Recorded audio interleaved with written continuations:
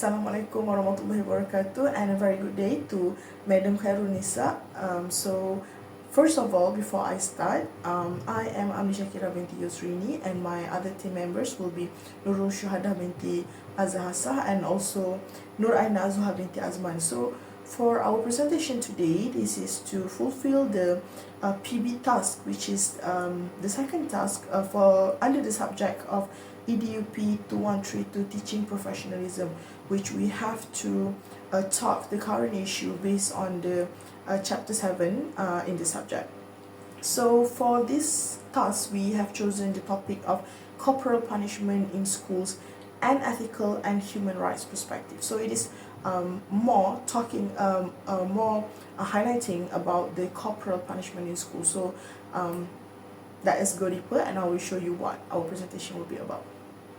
Alright, so first, before I start, before going deeper and maybe passing the presentation to my team members, I would like to do a little bit of introduction.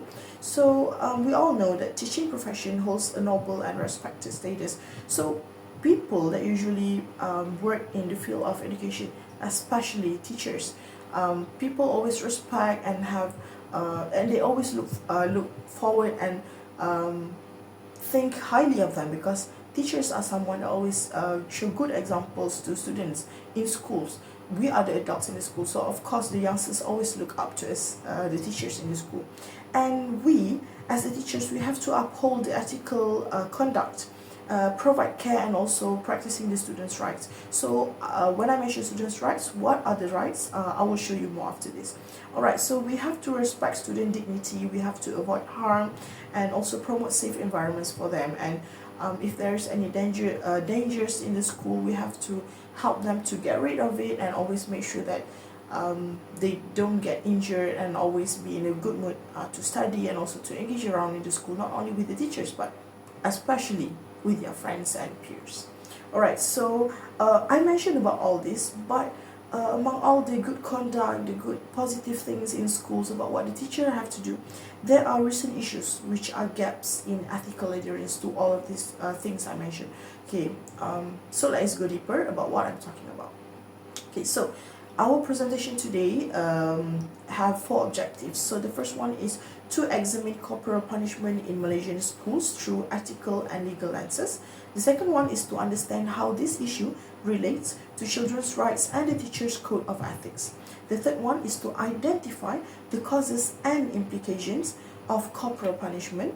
And the fourth one is to propose solutions to align disciplinary practices with professional and human rights standards.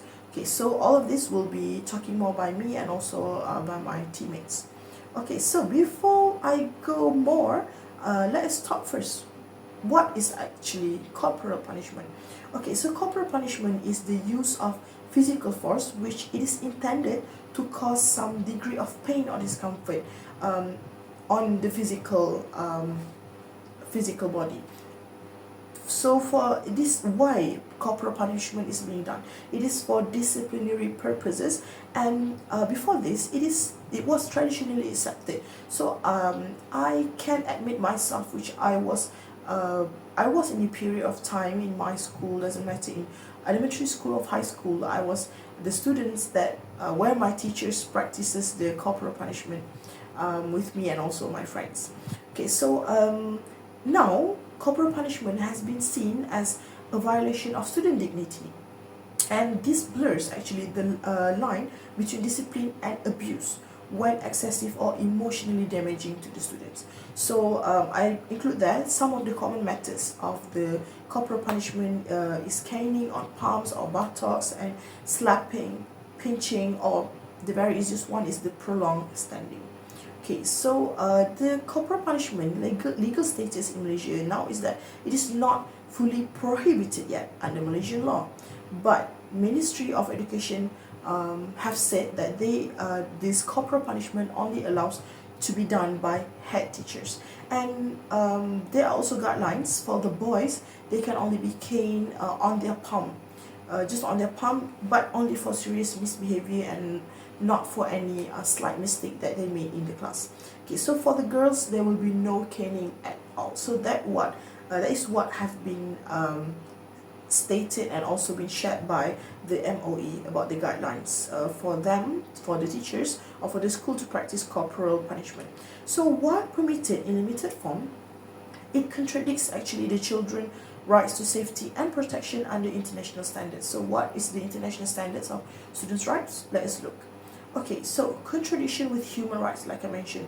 So Malaysia ratified, or we have actually signed the agreement with United Nations Convention of the Rights of the Child, or in short we call it UNCRC, which it is committing to protect children from violence. So what is actually UNCRC? So I mentioned, I have put it in the slide. So UNCRC is the UN Convention on the Rights of the Child, and it is an important and legally binding agreement which outlines the fundamental rights of every child, regardless of their race, religion, or abilities.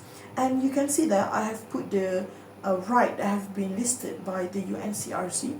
There are actually 8 of them, and you can see the third one, be safe from violence. So this is where we, Malaysia, as we have ratified with the UNCRC about the rights of the students, of the youngsters that they have. So that's why we are no longer practicing corporal punishment in schools.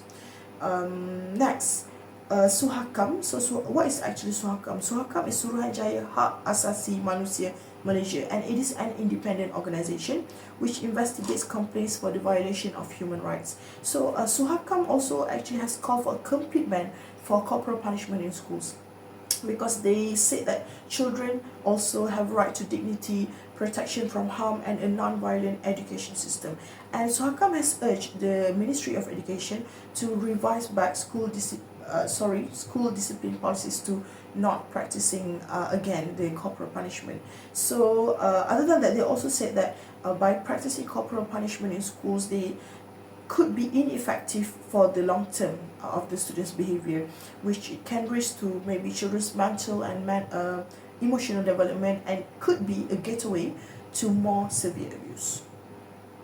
Okay, so for the Malaysian Teacher Code of Ethics, there are actually 4 of them, and the first one is responsibility to students, colleagues, and the public. So of course, we as teachers, we have our responsibility to our students, which we have to pass the knowledge, the ilmu that we teach in the class, and also our colleagues. Of course, we have to always respect our colleagues in the schools, which they are the people that we work with every single day. And then the public, of course, the community around the school, especially the parents.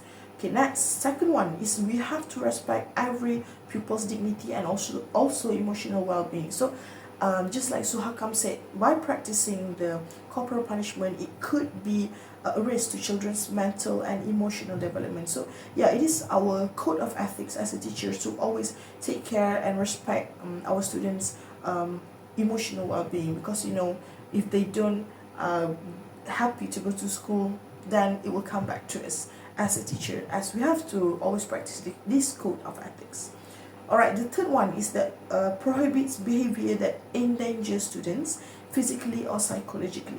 Again, it's all about physical and emotional of our students, because I mentioned at the earlier of my presentation is that we as teachers, we are the person that they look up to, that they always look for if they have any problem, they are sick, they are sad, they are angry. So yeah, it is our responsible as the teachers, as the adults in the schools to the students. And the last one is we have to emphasize moral responsibility with emphasize moral responsibility to act with care, integrity, and professionalism. So all the things that I mentioned just now, it's all the professionalism of us as the teacher.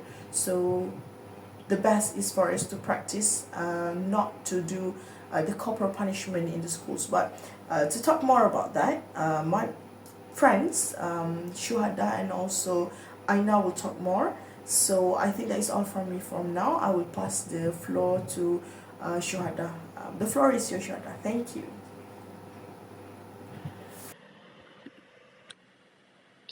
Assalamualaikum to Madam K.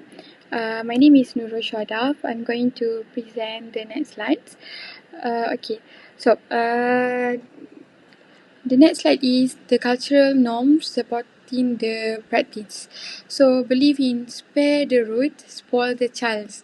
It means like this proverb reflects a traditional mindset where physical punishment is seen as necessary to instill the disciplines. Means they usually like relate it to the fear. So they use fear to discipline as an act to discipline the child. And then perceptions of physical discipline as effective and traditional.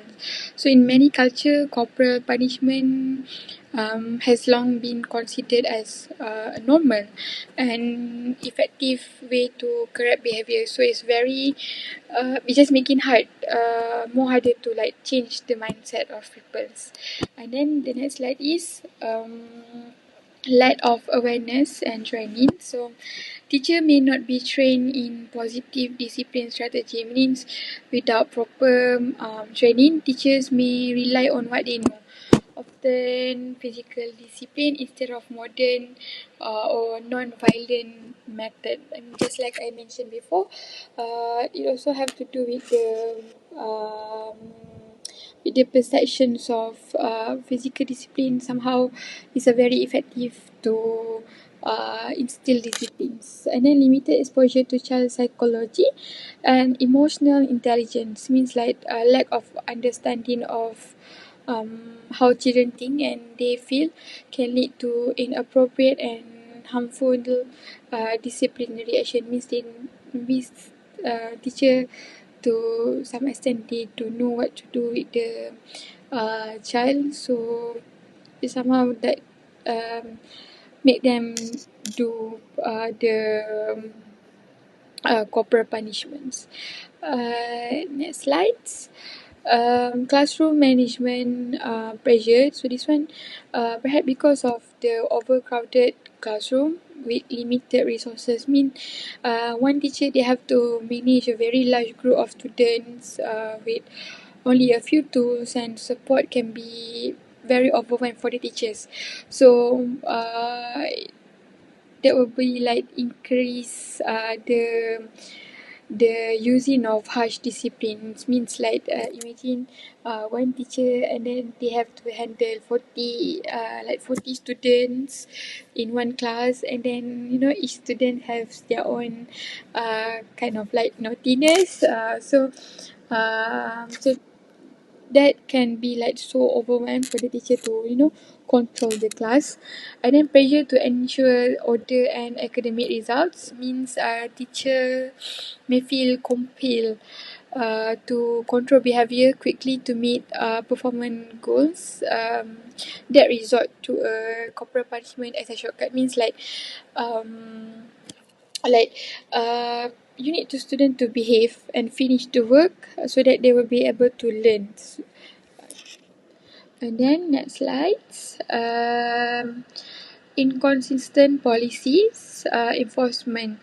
Guidelines on discipline not uniformly follow means even when rule exists, lack of standard application across schools can lead to this inconsistency in protecting students. Other than that, we can see from weak monitoring and reporting systems means without effective oversights, abuse can go unnoticed or unpunished. So this is like the enabler. I mean, like for the continuation of the corporal punishments. And then next slides, student impact.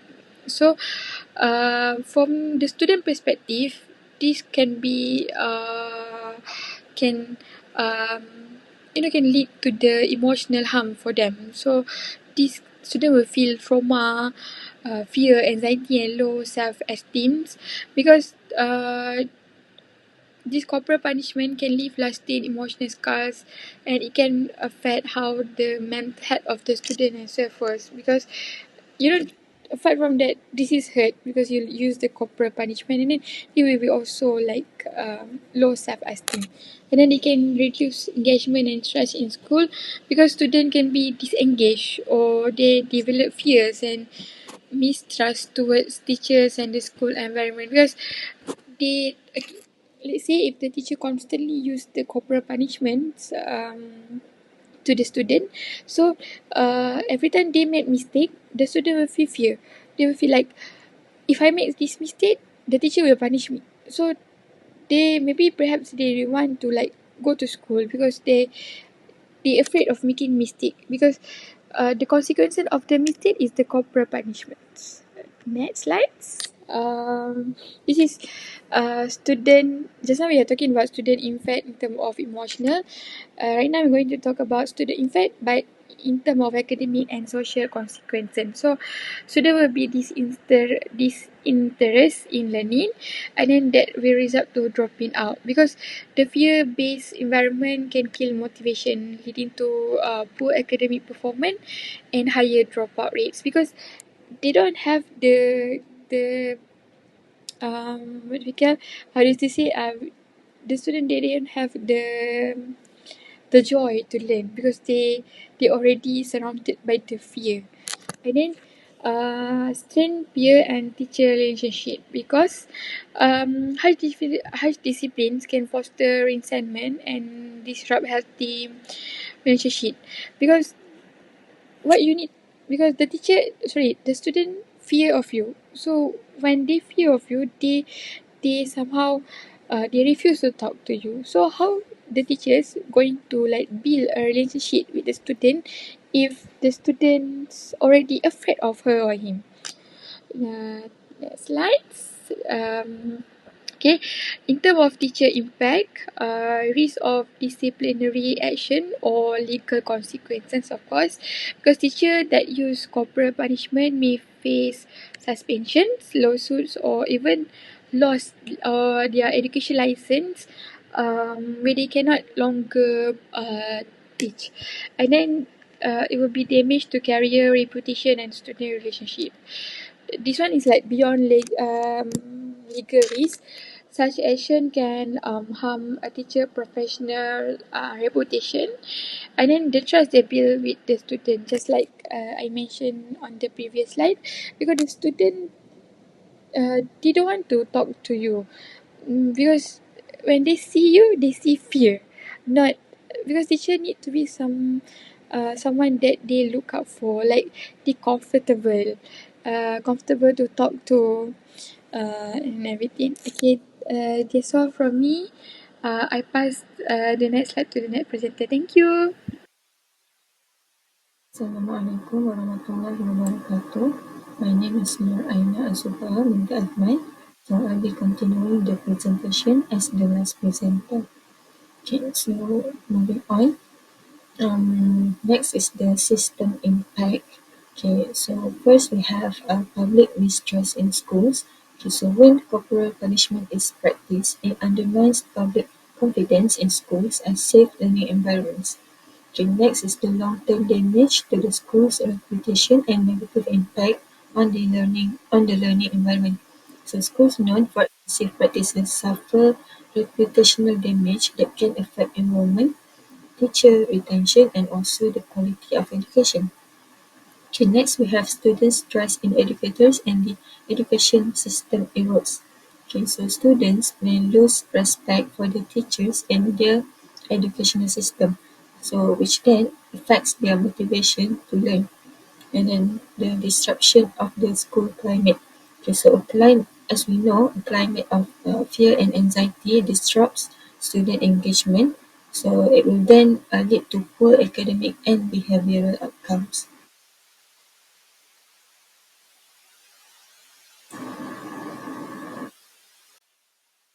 Okay, next is policy improvements.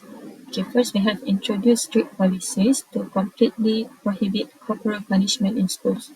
Okay, so first we have clear, well-defined rules should be established to ban corporal punishment and create a zero tolerance approach to any form of abuse. Okay, next we have the revised school rules and regulations to align with national and international human rights standards. So policies should reflect global best practices on children's rights and education to create an environment that promotes respect and dignity. And then we have the clear, actionable consequences for violations of anti-corporal punishment policies. So establish penalties for violators to ensure accountability and reinforce the seriousness of the policy. Okay, then we have and lastly we have regularly review and update policies to ensure they remain relevant and effective in promoting a safe learning environment. So the policies should be reassessed periodically to address emerging issues and ensure they continue to support the student safety. Next, we have teacher training and support. Okay, so first, we can offer continuous professional development programs focused on positive discipline techniques. Okay, so the teachers may need ongoing training to develop skills in non-punitive discipline methods that encourage positive student behavior. Okay, next we have to encourage the use of alternative classroom management strategies that are supportive and constructive. So the teachers should be equipped with a variety of effective, non-harmful strategies to manage their classrooms and foster positive relationships with the students.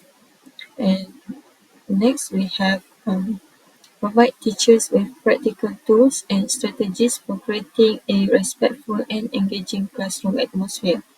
So the teachers should be given concrete resources to support a healthy, respectful and motivating classroom environment. So we have develop mentorship programs for the teachers to share experiences and best practices in handling student behavior. So this is very crucial for the teachers as they can benefit from collaborating with peers to share challenges and solutions related to classroom management. And next we have create safe reporting mechanisms. So first, establish confidential and accessible reporting platforms for students, parents and teachers to report incidents of abuse or misconduct. So creating anonymous and safe ways for students and others to report incidents is very critical to ensure that these problems are identified and addressed promptly. And then designate counselors and ethics officers within schools to handle sensitive cases with professionalism and care. So the trained staff should be available to investigate complaints and provide support to ensure that concerns are handled with empathy and confidentiality. So we doesn't want our students to feel burdened or to put some more pressures on them. And then to promote an open and supportive school culture where individuals feel comfortable reporting concerns without fear of retaliation. So the schools should foster an environment where reporting abuse is encouraged and free of judgment or fear of retribution. Sorry. Okay, and next we have to ensure prompt and fair investigation of any reported incidents to uphold trust and accountability. So every reported case should be thoroughly and impartially investigated to build trust in the reporting process and to ensure justice. Okay, last but not least, the awareness and campaigns. So we can implement comprehensive human rights and ethics education as part of the school curriculum. So integrating lessons about human rights and ethics teaches students about respect, dignity and the importance of a positive school culture. And then to launch school-wide campaigns to raise awareness and about the harmful effects of corporal punishment and promote respectful behavior. So educational campaigns can inform the entire school community about the detrimental impacts of corporal punishment and the importance of treating others with respect. Then to organize activities like poster contests, guest talks, and peer-led initiatives to foster a culture of kindness and empathy. So these activities encourage student participation, creating a stronger connection to the message and promoting positive behaviors. And then to involve students in discussions, workshops, and training to empower them to stand up for their rights and help create a safer school environment. So providing our students with the tools and knowledge to advocate for themselves and others will help them to foster a proactive and engaged student body.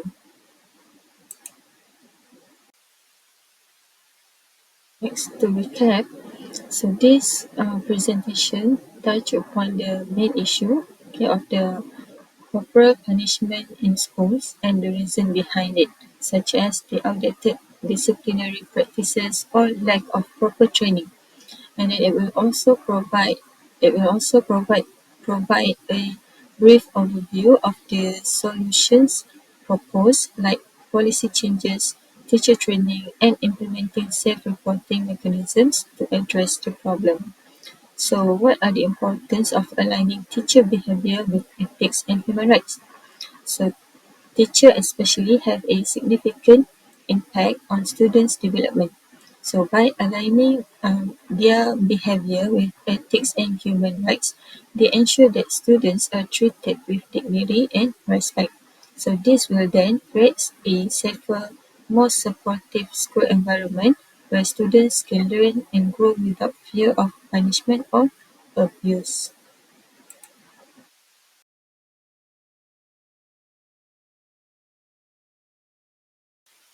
So that's all for our presentation today regarding the topic of corporal punishment in schools.